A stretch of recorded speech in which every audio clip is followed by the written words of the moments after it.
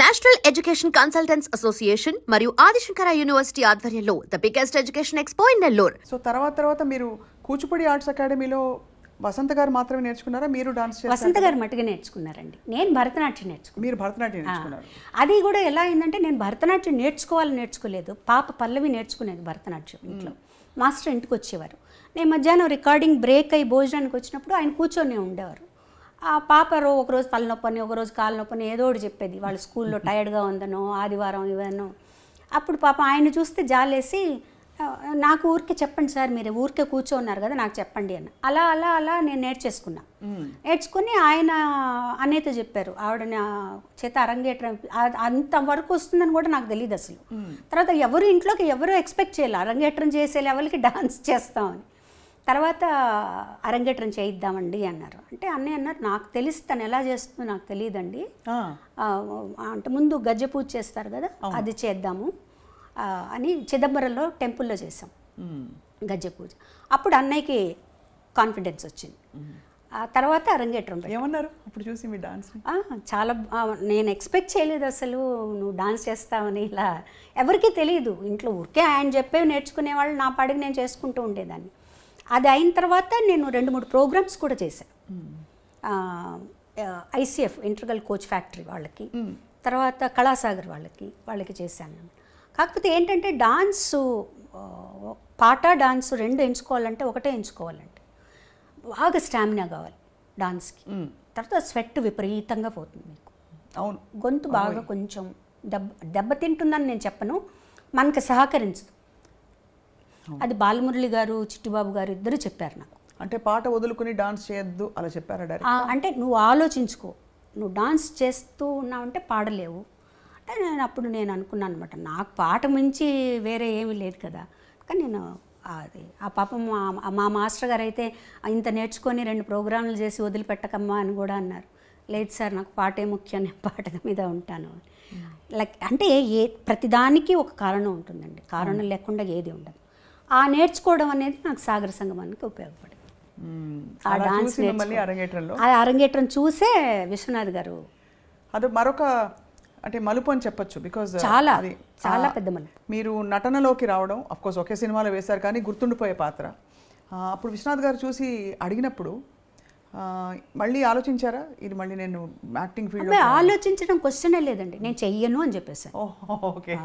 ముందు విశ్వనాథ్ గారు అడిగారు, ఏడుది నాగేశ్వరరావు గారు ఆయన అడిగారు, అందరూ అడిగారు. అన్నయ్య చేతి చెప్పించారు, మా వదిన గారి చేతి చెప్పించారు, విశ్వనాథ్ గారు మిస్సెస్ చేతి చెప్పించారు. నేను చెయ్యను అని చెప్పాను. ఎంత స్పష్టత అలా ఎలా వచ్చేసింది? అన్నయ్య కూడా వద్దని అనలేదు కదా? ఎవరు వద్దలేదు. అన్నయ్య కూడా నువ్వు చేస్తే బాగుంటుందని చెప్పారు, అందరూ చెప్పారు.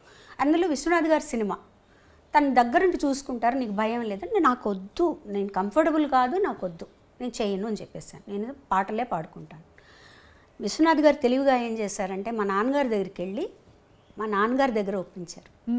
బాబాయ్, నేను మంచి క్యారెక్టర్, దాని చేత చేయిస్తాను, ఎటువంటి చెడ్డ పేరు రాదు అవన్నీ చెప్తే ఇంకా నాన్నగారు నన్ను పిలిచి, అన్నయ్య అంతలా ఆడుతున్నారమ్మా, నువ్వు చేయొచ్చు కానీ రిలక్టెంట్గానే ఒప్పుకున్నానండి ఆ క్యారెక్టర్. నిజం అంటే సరిపోయింది, నేను ఇష్టం లేకుండా చేయబట్టి ఆ క్యారెక్టర్ కరెక్ట్గా సరిపోయినట్టే అనిపిస్తుంది నాకు.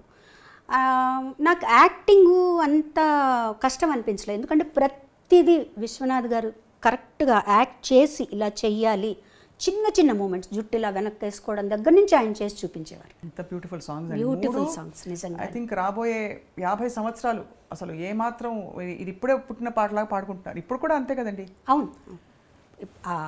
తర్వాత ఇంకోటి ఏంటంటే ఆ టైంలో ఆ పాటలు నా చేత పాడించాల్సిన అవసరం లేదు వాళ్ళకి.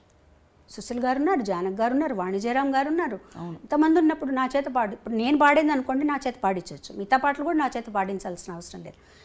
అంత మంచి సాంగ్స్ వచ్చాయి నాకు. అసలు సాగర సంగమం అంటే నాకు ఆ సాంగ్స్ కోసమే నేను తర్వాత ఆలోచించుకున్నాను, యాక్టింగ్ అన్నీ పక్కన పెట్టేద్దాం. అండ్ అది కూడా రికార్డింగ్కి వెళ్ళినప్పుడు మీరు ఇబ్బంది పడి భయపడ్డారు, మళ్ళీ నేర్చుకుని ప్రాక్టీస్ చేసుకురా. వేదం సాంగ్ అలాగే అంటే అన్ని లైవ్ సాంగ్, వేదం లైవ్గా తీసామండి, లైవ్ అక్కడికి వెళ్ళి నేర్చుకున్నాం. అక్కడికి వెళ్ళి అప్పుడే నేర్చుకుని అప్పుడే పాడడం. అది స్వరం నేర్చుకున్నామండి. ఫస్ట్ మేము స్వరం చెప్పారు నాకు అసిస్టెంట్ గారు. ఏం చేస్తారంటే మా స్వరం పాడాలి, మీరు స్వరం నేర్చుకోమంటారు. నేను స్వరం పాడడం ఎప్పుడు ఈజీ, అకారం కంటే కదా, స్వరం పాడేశాను. మానిటర్లో విని ఇళయరాజా గారు అన్నారు, స్వరం కాదు నాకు ఆలాపన కావాలి అన్న. రావట్లేదు ఆ ఫాస్ట్నెస్కి ఆలాపన. నేను చాలా టెన్షన్ పడిపోయాను. అన్నయ్య వేరే చోటుకి వెళ్ళాలి, వాళ్ళు ఇంత మంచి పాట ఇచ్చారు, పాడతా అసగం భయం. అప్పుడు ఇళయరాజా గారు నువ్వు పని చేయి, నువ్వు స్వరం ఆయన అర్థం చేసి నువ్వు స్వరం పాడేసేయి, రేపు మార్నింగ్ వచ్చి నైట్ అంతా ప్రాక్టీస్ చేసి మార్నింగ్ వచ్చి ఆలాపన పాడు. ఆ బిట్ ఆలాపన పాడేసేమన్నారు. నైట్ అంతా ప్రాక్టీస్ చేసి మార్నింగ్ వెళ్తే ఎంత సులభంగా అనిపించిందో అసలు. అంటే నేను అడిగాను, ఏంటి సార్ నిన్న రాలేదు ఇవాళ ఎట్లా వచ్చిందంటే, సాధనమ్మా అంతే, నిన్న టైం లేదు నీకు పట్టుకోవడానికి, రాత్రంతా ప్రాక్టీస్ చేసో సాధన ఉంటే ఆటోమేటిక్గా వస్తుంది అని చెప్పారనమాట. సో అదొక మంచి ఎక్స్పీరియన్స్ నాకు. ఆ పాట రూమ్లోకి వెళ్ళి తలుపేసుకొని ఇంకా అదే పని నాకు. ఎంత హై పిచ్ అండి వేవేల గోపమ్మల, అది కూడా రెండు చాలా హై పిచ్. ఆ హమ్మింగ్ తీసుకోవడం ఒకటి, అదే పాటకు మళ్ళీ యాడ్ చేయడం కూడా అంతే ఫాస్ట్లో వస్తుంది అమ్మాయి. ఆ హమ్మింగ్ పాడుకుంటూ వస్తుంది. అవును, అది ఒక టెన్షన్ నాకు డాన్స్లో ఆ పాటకి. అది మీరు యాక్ట్ చేస్తున్నప్పుడు ఎంత యాక్టింగ్ మీద ఆ షాట్ మీద దృష్టి ఉన్నా నా పాట వినిపిస్తోంది అనే ఒక మధ్య మధ్యలో ఇక్కడ ఎక్కడన్నా ఏమన్నా తప్పులు పాడన్నా సింగర్కి తప్పదుగా, ఎప్పుడు తప్పకుండా ఉంటుంది. ఎన్ని పాడినా ఎంత చేసినా మళ్ళీ అక్కడ ఆ టెన్షన్ ఉంటుంది మనకి. కానీ ఇట్స్ ఒక గ్రేట్ ఎక్స్పీరియన్స్ అండి నిజంగా. సాగర సంగమం అనేది నాకు ఒక చిరునామా నిజంగా. ఇప్పుడు వెనక్కి తిరిగి చూసుకుంటే ఒక చిరునామా. ఈ టైంకి యాక్చువల్లీ అంటే మామూలుగా మనకి మన జీవితం గురించి ఒక ఐడియా ఉంటుంది, మనం ఇలా ఉండాలి, ఇది అవ్వబోతున్నాను నేను అని. ఆ పాటకి మీకు మైండ్లో బాగా సెట్ అయిపోయి ఉంటుంది, అంటే మీరు సింగర్ అయిపోయారని. అప్పటికే చాలా పాటలు పాడారు, but singing is my life and my career అని ఆ క్షణం ఏ క్షణంలో మీకు అర్థమైంది? ఊరికే ఒకటి అర పాటలు వస్తూ అవకాశాలు వస్తూ పాడడం అది ఓకే, బట్ నేను పాట కోసమే పుట్టాను, పాట మాట నాకు అని చెప్పి ఎప్పుడు అర్థమైంది? నాకు వన్స్ నేను ఎక్స్పెక్ట్ చేయని విధంగా, ఇప్పుడంటే మనం నెలకి నేను 2 పాటలు పాడానండి, 3 పాటలు పాడానండి చెప్పుకుంటున్నాను. నేను ఎక్స్పెక్ట్ చేయని విధంగా ఒక రోజు 7 పాటలు పాడాను. ఒక రోజు 7 పాటలు పాడాను. ఒక నెలలో 30 పాటలు పాడాను. సో ఇలా ఉన్నప్పుడు నాకే ఆశ్చర్యం వేసే, అసలు నా చేత ఇలా పాడిస్తున్నారు వీళ్ళు. అంటే నాకెప్పుడు నా మీద నాకు ఒక తక్కువ అభిప్రాయం ఇప్పుడు ఉంది, ఎప్పుడు ఉంటుంది అది. అంటే ఒక సింగర్కి ఉండవలసిన లక్షణాల కంటే కూడా ఎక్కువ అభిమానం వచ్చేసిందేమో నా మీద జనాలకి అనే, ఇది నా క్యాలిబర్ ఇంతేనేమో. ఎందుకు అనిపించింది అలాగా? ఎందుకు అనిపించింది అంటే ముఖ్యంగా సాగర సంగమంలో పాట నేను ఇది పాడలేకపోయానే అని, కొన్ని పాటలు పాడలేకపోయినప్పుడు అట్లా అనిపించేది అనమాట. మళ్ళీ తర్వాత కొంతమంది సింగర్స్ కొన్ని చెప్పేవాళ్ళు, లైక్ యేసుదాస్ గారు వీళ్ళందరూ అనేవాళ్ళు, ఎప్పుడు అలా ఇన్ఫీరియారిటీ కాంప్లెక్స్ ఉండకూడదు. నీకు ఒక సాంగ్ వస్తుందంటే అది నీ వల్ల వస్తుందా? కాదు, భగవంతుడు పంపిస్తున్నాడు, ఈ పాట అమ్మాయికి ఇవ్వాలి అని, అంతే పాడాలి. మనకి ఇచ్చింది మనం వదులుకోకూడదు. మనం అన్నయ్యకి కూడా చెప్పేవారు ఆయన. అన్నయ్య కూడా ఇదే ఆలోచనలో ఉండేవారు, నాకు రావాల్సిన దానికంటే ఎక్కువ వచ్చేసిందేమో, పేరు ప్రఖ్యాతులు, నేను ఇంకా సాధన చేయాలేమో, ఇవన్నీ ఉండేవి అనమాట. ఆయన చెప్పేవారు ఎప్పుడు అలా అనుకోవద్దు, మీకు ఈ పాటలు ఎందుకు వస్తున్నాయి, వాళ్ళు ఏమైనా ఊరికే పిలిచి మీరేమైనా వాళ్ళకి ఏమైనా లంచాలు ఇస్తే వస్తున్నాయా? రావట్లేదు కదా. వాళ్ళు తలుచుకొని ఈ పాట తలుచుకోగానే మీ పేరు గుర్తొస్తుంది. ఇంతమంది సింగర్స్లో మిమ్మల్ని మీ పేరు ఎందుకు గుర్తొస్తుంది? ఈ పాట మీది, అట్లా అనుకోండి. ఆ తర్వాత నేను తమిళ్లో చాలా బిజీ అయిపోయాను. தமிழ்ல என்னென்ன பாடிருக்கீங்க? நிறைய பாடிருக்கேன் தமிழ்ல. எனக்கு தமிழ் பாட்டு ரொம்ப தெரியாது, மன்னிச்சிடுங்க. ஏதாவது ஒரு నా మొదల ఫస్ట్ పాడిన పాట ఇళయరాజా గారిది ఎలా జరిగిందంటే, ఆయన ఆడిషన్కి పిలిచారు నన్ను. పిలిచి ఆయన ఇన్ఛార్జి శ్రీనివాసన్ గారు ఉండేవారు, అన్నయ్యకి కూడా ఆర్కెస్ట్రాకి అతనే ఇన్ఛార్జ్. అతను వెళ్ళి చెప్పారనమాట ఇళయరాజా గారితో, ఇట్లా బాలు సిస్టర్ కచేరీలో పాడుతోంది, ఎందుకంటే రాజా గారు కూడా అన్నయ్యతో కచేరీలో పాడారు కదా, పాడుతోంది, నువ్వు పాడిస్తే బాగుంటుందేమో అంటే బాగుంటుంది కానీ బాగాలేదు అనుకో, అప్పుడు నేను పాడించకపోతే బాలు ఏమన్నా అనుకుంటాడేమో, తను సరిగ్గా పాడలేకపోతే అని అన్నారట. అట్లా వద్దు, నువ్వు ఆడిషన్ చేయి, నీకు నచ్చితేనే పాడించు అన్నారు. మీకు కూడా ఆడిషన్? నేను హెచ్ఎంవికి వెళ్ళి కూడా ఆడిషన్ చేశానండి. మాకు కూడా ఏంటంటే అప్పుడు అందరికీ ఆడిషన్, మైక్ టెస్ట్ చేసేవాళ్ళు, ఈ వాయిస్ మైక్ సరిపోతుందంటేనే తీసుకునేవాడు. హెచ్ఎంవిలో చేశారు నాకు మా ఆడిషన్. తర్వాత ఏవిఎంలో రాజా గారు పిలిపించారు. పిలిపించి ఏదో పాట పాడమన్నారు, పాడాను. పాడిన తర్వాత ఒకటే మాట అన్నారు, రేపు ఉదయం రికార్డింగ్ వచ్చేసేయి అన్నారు. నాకు అసలు అర్థం కాలే తమిళ్గా. ఆయన అంటే ఇతను చెప్పారనమాట, రేపు మార్నింగ్ రికార్డింగ్ ఉందట, పూజ నువ్వు పాడుతున్నావు రమ్మన్నారు. నేను నాకు ఇళయరాజా గారని ఆయన పెద్ద అప్పటికే ఎస్టాబ్లిష్ అయిపోయారు, ఆయన సూపర్ హిట్ సినిమాలు వచ్చేసాయని, అన్నకిళి ఇవన్నీ. ఇంటికి రాగానే అందరూ ఏమైంది ఇంట్లో అందరూ అడిగితే, రేపు మార్నింగ్ రికార్డింగ్ పూజట నన్ను రమ్మన్నారు సోలో సాంగ్ అంటే, ఓ మా చిన్నన్న అయితే నిజంగా అవును రా రేపు మార్నింగ్, నేను మామూలుగా రేపు మార్నింగ్ రికార్డింగ్ అట రమ్మన్నారు. రికార్డింగ్కి వెళ్ళాను.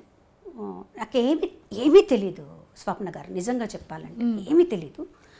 ఒక పెన్ను చేతిలో పెట్టుకున్నాను రాసుకోవడానికి. వెళ్ళి అన్నయ్య ఏం చెప్పారంటే, నువ్వు ఒక ప్రొఫెషనల్ సింగర్గా రాణించాలంటే నీ పాటికి నువ్వు వెళ్ళాలి, నీ వెనకాల ఒకళ్ళు రావాలి, నన్ను దింపాలి, నన్ను తీసుకెళ్ళాలి, అట్లా లేదు, నేను అక్కడ దింపేస్తారు, నువ్వు వెళ్ళి పరిచయం చేసుకొని నువ్వు వెళ్ళు. సరే నాకేంటి, రాజా గారు నిన్ను చూసాం కదా, అలాగే శ్రీనివాసన్ గారు ఉంటారు, భయం లేదని చెప్పి నేను వెళ్ళిపోయి పూజ కార్యక్రమం జరుగుతుంది. నేను ఒక తలుపు పక్క నిలబడ్డా, కూర్చోవాలని కూడా తెలియదు నాకు. వాళ్ళందరూ ఇంకా సింగర్ రాలేదు అని అంటున్నారు, నా వైపు చూస్తున్నారు, వెళ్తున్నారు, కానీ నేను సింగర్ అని ఎవరికి తెలీదు, నేను చెప్పలేదు, నాకు తెలీదు వాళ్ళు ఏం మాట్లాడుతున్నారు. తర్వాత కాసేపు అయిన తర్వాత ఎవరో వచ్చి, పాప నువ్వు పాడతావా, సింగర్వా, అవును రామ్మా నీకోసం వెయిట్ చేస్తున్నారు రాజా గారు అని తీసుకెళ్ళారు. అలా ఫస్ట్ సాంగే సూపర్ హిట్ సాంగ్ ఇచ్చారు. అది ఇచ్చిన తర్వాత ఆ పాట అయిపోయిన తర్వాత ఆయన అన్న మాట ఒకటే, ఈ గొంతు నాకు చాలు అన్నారు. అని మధ్యాహ్నం పాట నువ్వు నాతో డ్యూయట్ పాడతావా అని అడిగారు. తప్పకుండా అప్పటికి నాకు తెలిసింది రాజా గారు అంటే ఏంటి, ఇంట్లో వాళ్ళందరూ వాళ్ళ ఎక్స్పెక్టేషన్స్ ఎట్లా ఉన్నాయి, రెండో సాంగ్ కూడా పాడదామని పిలుస్తున్నారని, తప్పకుండా పాడతానండి అని అక్కడే ఉండి 2 సాంగ్స్ పాడి వచ్చాను అనమాట. ఇంత చేసి మీరు ఇంత పాట వెనక, సరే నాన్నగారు చూసి చూడనట్టు కొంచెం ముందు ఎంకరేజ్ చేస్తూనే, నాన్నగారి దగ్గర డైరెక్ట్గా మీరు ఏమైనా హరికథ కానీ పాట కానీ నేర్చుకున్నారు? నాన్నగారు ప్రతి సంవత్సరం త్యాగరాజ ఉత్సవాలు చేసేవారండి నెల్లూరులో, ఆరాధనోత్సవాలు చేసేవారు. ఆయనకి మా అమ్మగారికి ఏంటంటే ఎప్పుడైనా సరే నేను కానీ అన్నయ్య కానీ లేకపోతే మా చిన్న చెల్లెలు కానీ హరికథ చెప్పాలి అని చాలా ఇంట్రెస్ట్గా ఉండేది. అన్నయ్యకి కూడా ఉండేది అది.